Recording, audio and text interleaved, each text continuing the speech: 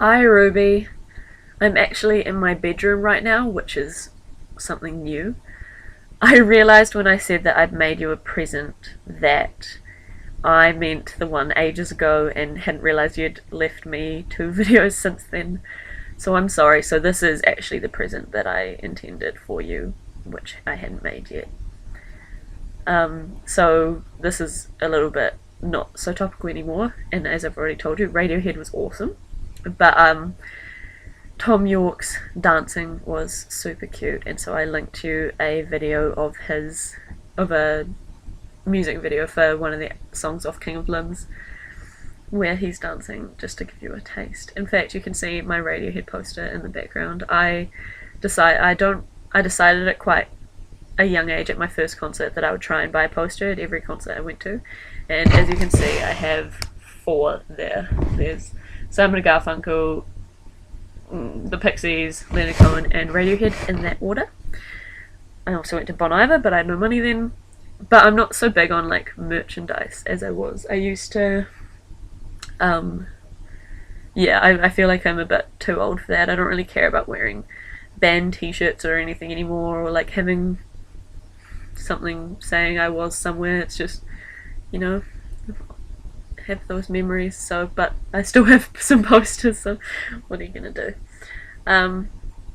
I liked that your uncle taught you things. It sounded when in your video like you said that he was 4 years old, and I got really confused because 4-year-olds aren't very good at Monopoly, but I think I was wrong.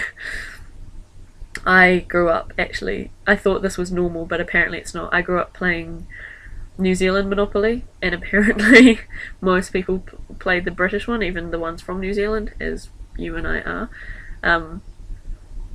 So yeah, I had a couple of friends over who wouldn't we were going to play Monopoly, but they refused to play with my one because it was New Zealand and they thought it was too weird, and they were like, what is this Lambton Key, what is this High Queen Street, whatever. I don't know, they're dumb.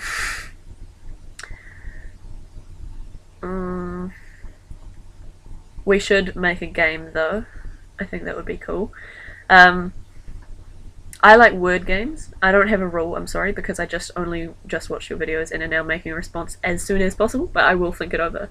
But I think the best thing for us to do would be to make a sort of like Cranium-esque, or if you've played Absolute Balderdash, something along those lines with different categories and different tasks and questions and things. So, because, I don't know, well, anyway, tell me what you think about that, because I think that could be fun. Something that makes me cringe is the sound of people eating. I'm probably a terror for this as well, because who knows how I eat. I don't know. I'm in my own face, so I can't really hear it properly, or the way that other people do. But like, I just can't do it. If I eat gross, I have to like leave the room or just sit very far away or listen to my music or something. Like, I just cannot do it. And even watching people eat, even thinking about it makes me. What about you? What are yours? What's something that makes you cringe? I actually made something. I made a list of unanswerable questions I couldn't answer to post to you in the hopes that you would be able to answer some of them. But I don't know where the list is. But when I find it, I will post them to you. But to give you a sneak peek, the ones that I remember are, just to give you something to mull over for a while, is the hats, the little hats that Jewish people wear. I do know the name, but I'm not going to try and pronounce it, so I'll just call them the little hats that Jewish people wear. I've seen, I know for a fact that they pin them to their hair, but I was just wondering how bald people overcome this problem, because even if it was fitted to your head, it would still not stay on. So what, like double-sided tape or something? Just, if you know, or if you can find out, I would be very interested. And one of the other ones that comes to mind was why it is that children are more easily able to lucid dream.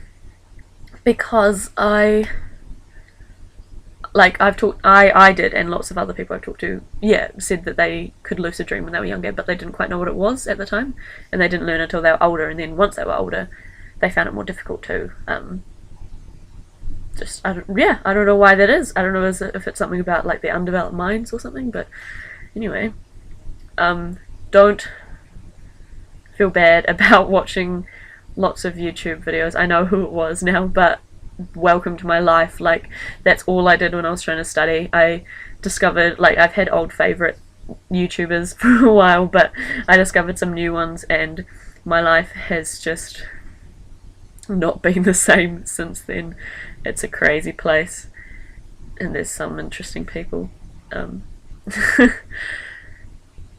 I know that you're not studying for art history anymore because you finished the paper, but I know that you were interested in some of the psychology stuff that I learned, and I'm actually real interested in what, like, I suppose I have the textbook as well from the first trimester, but I'm actually quite interested in the stuff that you learned in the second paper, which I didn't do, about modernism and stuff. So maybe one day we should have a sit down and trade knowledge about the things that we learnt this year, which will be kind of nerdy and kind of fun.